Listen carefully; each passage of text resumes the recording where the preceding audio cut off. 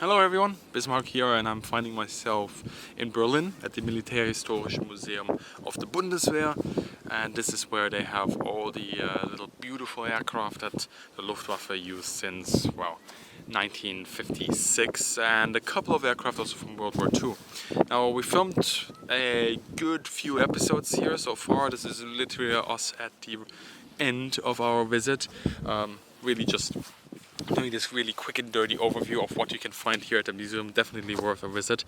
And after we go actually through all the public displays, I'll also be taking you guys into the sort of more private hangars. Actually not even private, they're just not for public viewing at the moment, and they won't be for quite some time, and there are some really nice little treasures in there as well.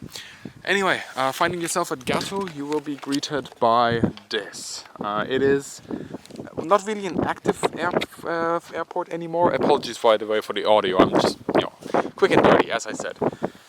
But that building right there was built by the Brits. Same thing over there. Essentially everything you see over there as well. Everything by the Brits. And the actual Bundeswehr barracks are all the way over there behind where you see the trees and so on. The airport is still sort of quasi-military controlled in the fact that it is, between between 6 p.m. and 10 a.m. you can't get on here. It is military area. But anyway, we're starting off here. Just you would come in sort of here-ish. We start off with the Hangar jet, which the Germans used in the 70s. ECM countermeasures and all that good stuff. It was built in Hamburg, of all places. The Fiat G91, favorite of many, saw service in Italy, Germany, West Germany that is, and of course Portugal. Also meant to go to Greece and Turkey, I believe. Didn't happen in the end. We filmed an episode on this aircraft, and you'll note that these aircraft standing outside, the camo scheme is a little bit off. It's because the museum doesn't have enough storage space, but they have a lot of aircraft inside that they keep in tip-top condition. Would be nice to see all of them sort of sheltered, but I'm sure at some point that will happen. Anyway, RF4E, that's obviously the Phantom. That might already be on the channel, that might come a little bit later. We got another reconversion, but this one time of the Thunderflash, the F-84. And now we're coming to the first Russian machine, Sukhoi 22. Easily mistaken for the MiG-21. I myself made that mistake earlier, looking at them.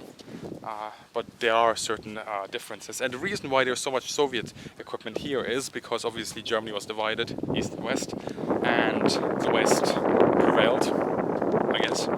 And they got all this equipment from East Germany.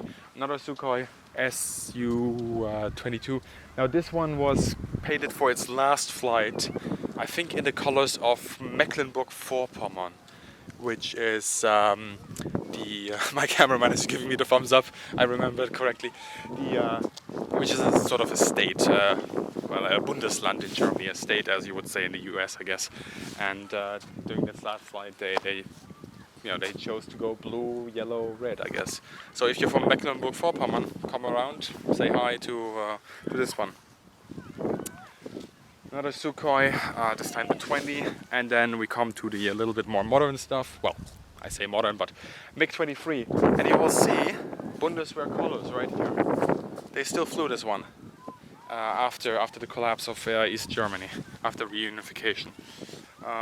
Oh, and the Brits amongst you, I hope you haven't tuned out yet, because what is that? Yes, that is the Hunter. Maybe the episode is out yet, maybe it isn't. Again, I have no plan when I will actually release this video that you're watching right now. So another MiG-23. And now we come to an aircraft that is steeped in history in Germany. I still have to make a video about that as well. Starfighter, the F-104. Actually not a bad plane in itself, but in Germany its history is somewhat complicated, to say the least, really. And then of course we have the Super-Mystère. This would be a cool aircraft to film as well, really. If you know if there is a Super-Mystère somewhere, please tell me.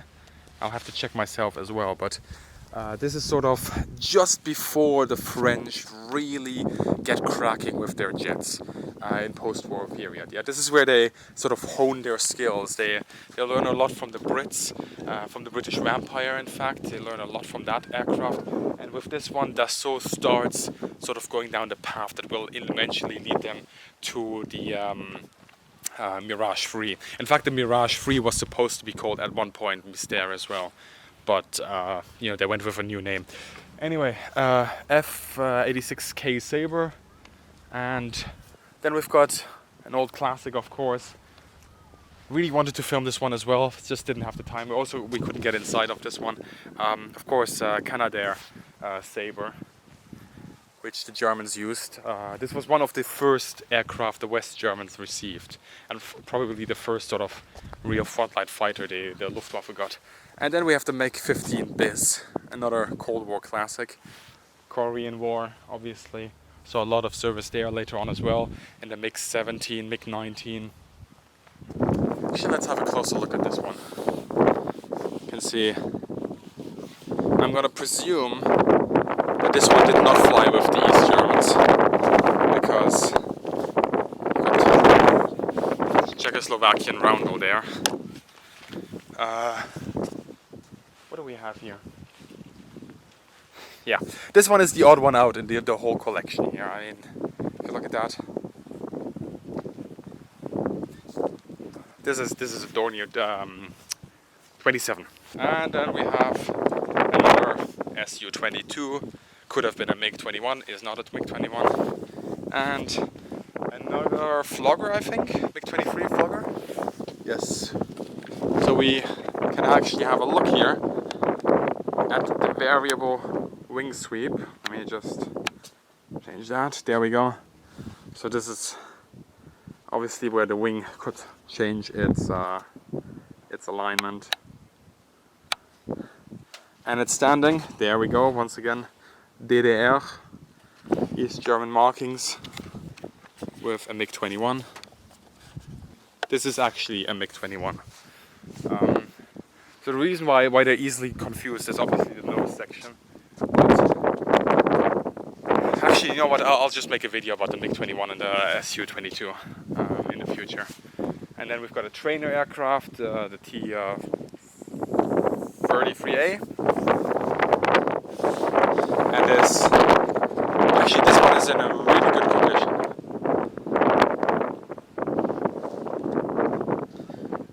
If you look at that, the old markings. Again, this is sort of the Luftwaffe after resurfacing, being a new force, sort of. And then we've got the Aero L-39, which is essentially the counterpart of what we just saw, just for the East Germans. And then if you look over there, we can see another starfighter. Again, we have so many of those. Hangar 3, where we have the MiG-29, the Tornado. Did we film those? Yes, we did. We've got a Focke-Wulf, we've got a Heinkel, and so on. And then a couple of other machines, as well as a couple of helicopters. So there's a Dornier here, there's a couple of Mies over there. So yeah, let's cut this short here and go into the next hangar. Finding myself in Hangar 3 now. This is the hangar that has been really modernized, sort of revitalized. The exhibition. They have everything about Germany, German history of the Luftwaffe, East Germany, and so on. For example, the cockpit right here, MiG-21, where they go into the story of the East German Air Force. And then swinging it around here, we've got the MiG-29, we've got the Tornado, a Huey, a Garnet, a Sabre, and stuff that makes aircraft go. So most of the stuff here in this hangar, actually all of the stuff here in this hangar, is in really, really good condition. They're really good, taking good care of it. And hopefully next time we come here, we can actually do more episodes on some of the aircraft here as well. MiG-15 trainer version. The You should know this one. Really, oh, actually, they also show the engine. This is something quite neat. You don't usually see. There you go.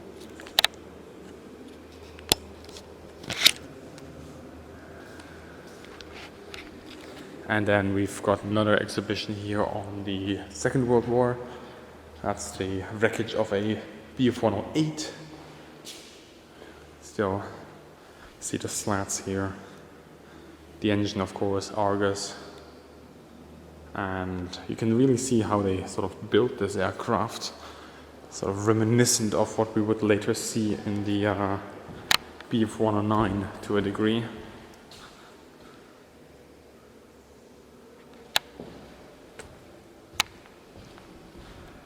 And then, of course, V1, V2, 163. I'm going to presume all of you knew that. V1 and a Focke-Wulf. Now, the Focke-Wulf was just only recently restored and put in here. And I tried getting inside, let's say, I tried filming an episode on it. But with these things, it always takes time sometimes. With the other aircraft we filmed here, the Tornado and the MiG, there was no issue there. But especially with new machines, and the Focke-Wulf also has this issue of radiation in the cockpit because of the instrument dials. Some museums care about it, some museums don't. If you don't live in it, it should be fine. 20mm flag and 88mm flag in the back, and that should not be an issue. But sometimes there's a little bit of, well, you just have to build up the relationship with the museum, and eventually they'll get you in there. So we'll get into the A8 at some point. Heinkel in the back, not a German one, that's a Casa, that's an Italian one. Sorry, not an Italian, a Spanish one. Let's see.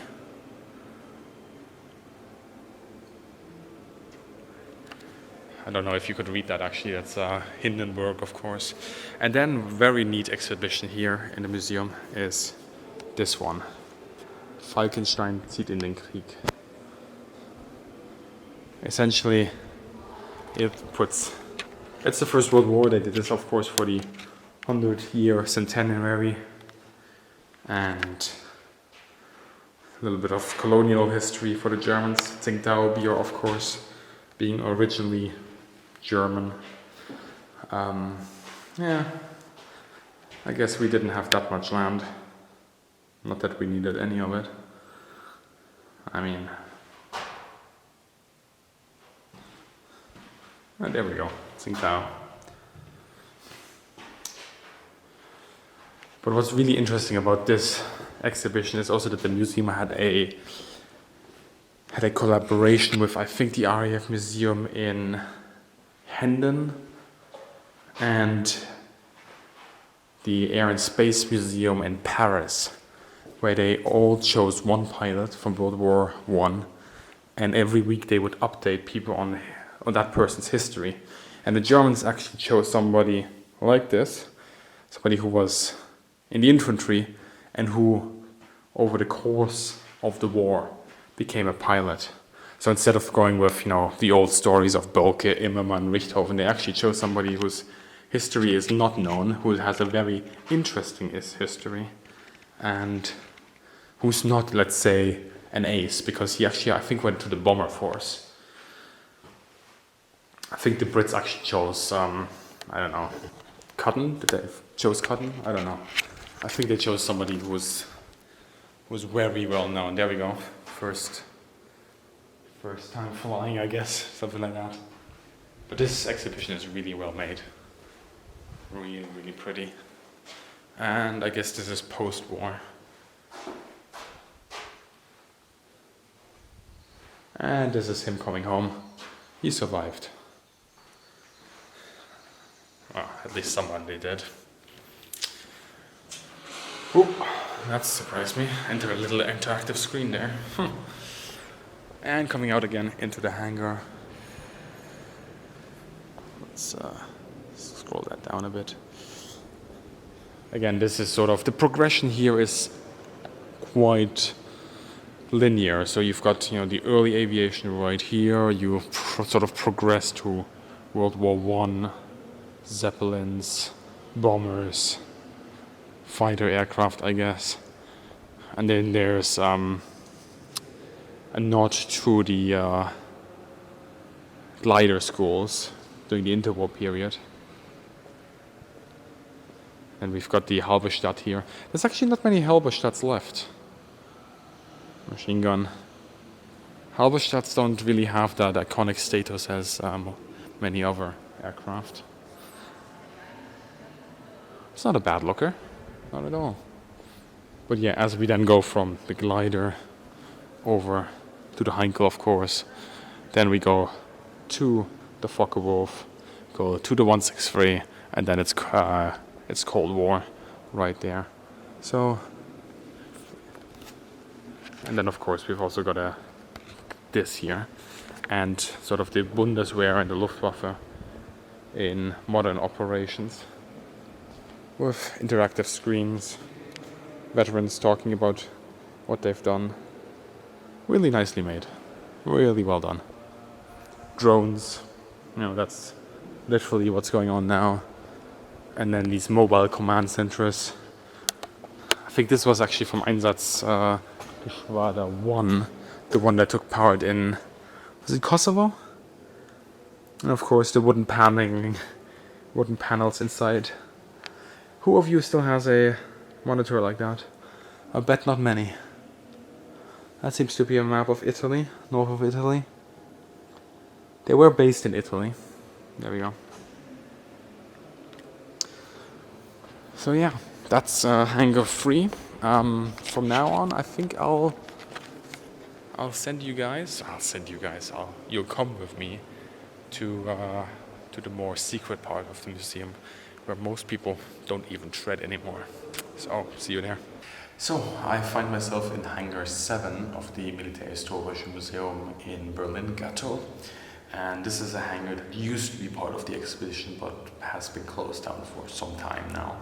And they have a lot of stuff in here as well, which is really, really interesting, because it highlights that divide in Germany and the sort of interesting history that the Air Force has here during the Cold War of the East and West. Air Force, of course, staring off, and then afterwards, sort of you combining themselves. So let's have a look what's in there. And the first thing we are being greeted by is a Phantom. What's also important to remember is that this airport used to be part of a British RAF base. Moving over to a MiG here. This must be the MiG-17. And we've got a Mirage here. But yeah, like I said, it used to be part of a British base until the 80s, I believe. So you will also see some leftovers from that time frame. There's the Fiat cockpit we filmed, so there's a complete airframe outside, but this one is sparkling clean inside, so that's why we chose that one. Let me just duck under this monstrosity here, and there we go. We've got an Mi-2, I believe. We've got the Alpha Jet. It'd be interesting to make an episode on this one as well. Just have a look here. Always enjoyed sort of the story of the Alpha Jet. It's kind of a neat little design. Ducking under the wing. There we can see the air brakes nicely extended. And before we move over to that area where there's a lot of more stuff, we have a Tornado here. I guess this used to be accessible for visitors, and of course the three countries that were part of the Tornado project: Germany, Great Britain, and Italy. What you will see here is, even though this is a Russian helicopter, Luftwaffe markings, German markings there as well. This obviously being used after the reunification of the country. That thing, of course, being full-on American, used by West Germany. And then we come to the Sierkowski H434. This is quite an interesting one. First of all, you can see the engine. There we go. But inside, and I will have to change my camera settings for this, we can have a look. And this is the sort of VIP general outfit. You can see the phone there. There's another phone somewhere over here. This is how, I guess, our generals were flying around. No idea how these curtains live up to today's standards, but there we go. And then obviously this being an area where the crew members would be working at. But yeah, this is times seem to have changed quite drastically since then. I love the carpet. Well, it's rather cheap wood, but hey, it beats the accommodation of the other helicopter. If we just have a look inside here, this is for your average grunt, and yeah, looks very, very different, doesn't it? Cockpit. Moving swiftly on, rear of the Mirage again. We've got the Bo 105. Not, of course, Bo himself, but the company. Somewhat, yeah, questionable taste in humor perhaps, but everybody has their own. Of course, every time here's the Fiat. Every time a piece of equipment gets phased out of the army, you obviously have people that served on it that have very fond memories of it, and they will remember that sort of equipment for the rest of their lives. Well, we've got a starfighter here. Germany having a very interesting sort of history attached to that aircraft. Another MiG-17. Moving over, MiG-21. And we've got a Harrier. Germany also experimented with VTOL aircraft together with the Americans, but they sort of ditched that program.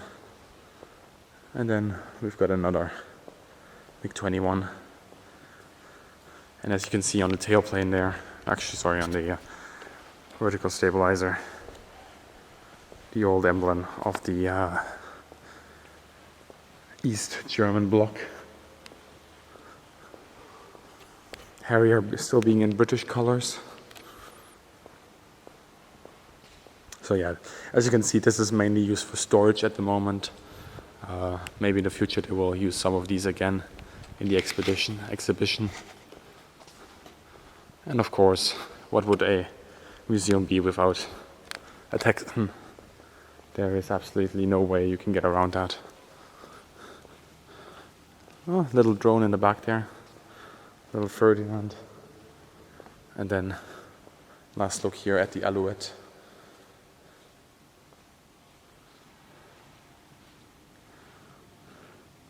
So yeah, that is essentially Hangar 7.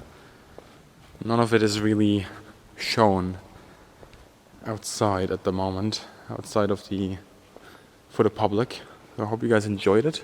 We'll move on and we'll try to find some other little gems that we can show you. We've got again a Phantom here. It's just the cockpit. Most likely again meant to be a visitor's exhibition or part of a visitor's exhibition, but closed down since some time. Another Alouette.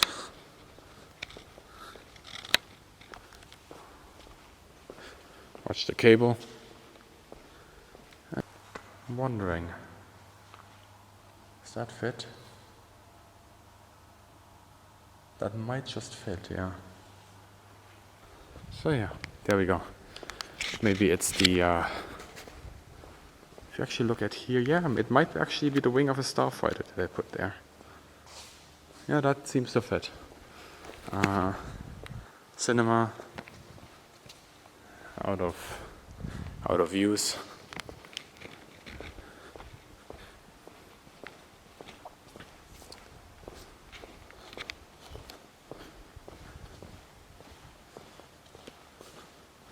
I guess this is where they taught the kids how radar works and reconnaissance.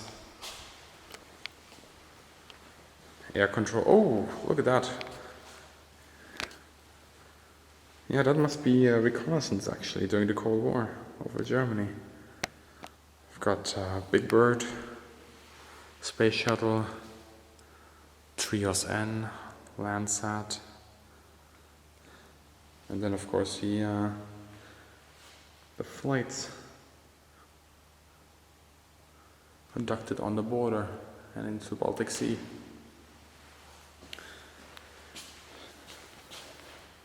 (1985).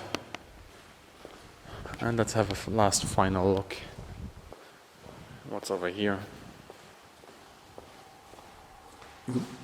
Missiles. Radar. Consoles.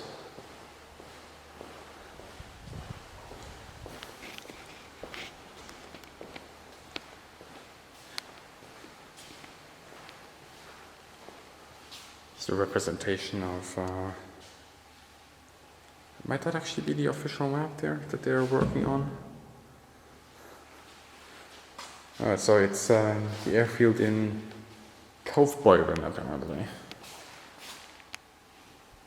There we go. So maybe you knew somebody that worked there. For some reason the model is still around. Oh, that's a bit grim. Yeah. Got a Eurofighter. Model at least. Interesting how you find stuff in storage. Wow, okay, this is interesting now. With their points or their schedule.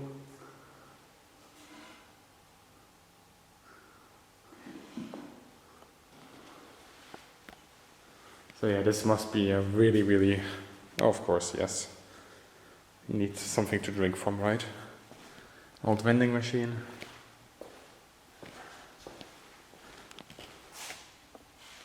And an old picture.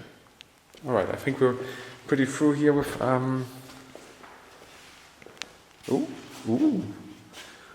flight manual of the F-84. That's pretty cool.